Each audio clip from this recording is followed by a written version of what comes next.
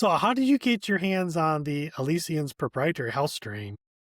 I wrote them and I said, "Hey guys, so how Okay, do I get a hold of this fair strain?" enough. I've tried propping it up from their bottles, because I've seen the proteins and everything up down on the bottom of the bottles.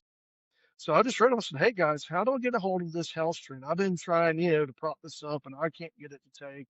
I'm that weirdo that props up can strains. I've actually got a can of Sierra Nevada's Tropical Hazy. I can't remember the name of it. It's the red can though, and there's not a protein in there. I'm gonna try to prop up whatever yeast strain they have in there and play with it. But I'm the weirdo that does that. And I'm like, okay, what strain are you guys using?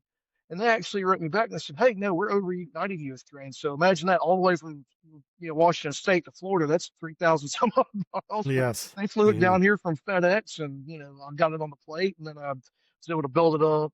And I'd never used an alcohol lab, or an inoculation loop in my life until then. So I had to figure that out, and I propped it up, and then banked it up, and I still have it to use it. I think it's been in the freezer now for what 2 or 3 years, but that's on a to-do list this year. So That's actually pretty fascinating, yeah.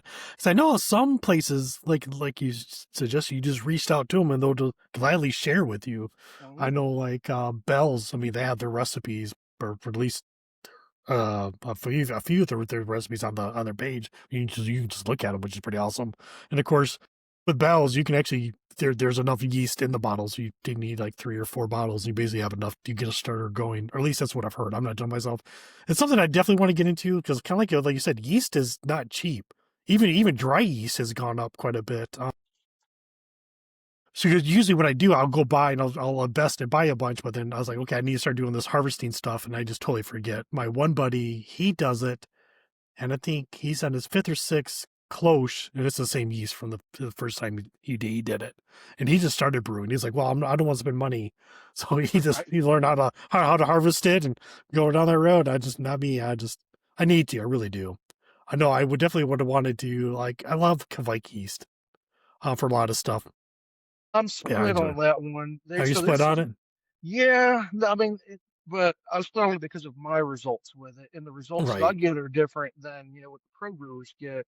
Because Mhm. we've got some breweries here in town that use that turnaround beers in like 48, 72 hours, because of Yeah. just the volume, the production volume that they have.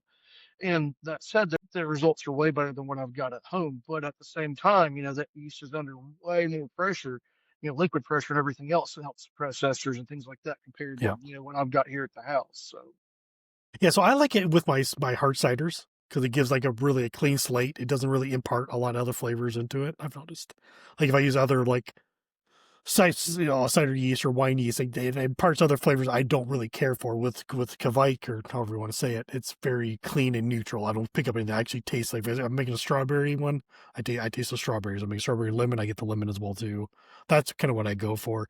I think I've done a couple of pseudo lagers because I don't really have a good cold side quite yet. That's something I'm still kind of working on. So I do a lot of beers under pressure, which turn out really good. I enjoy them. So I did my pseudo lager under pressure, and it turned out fine.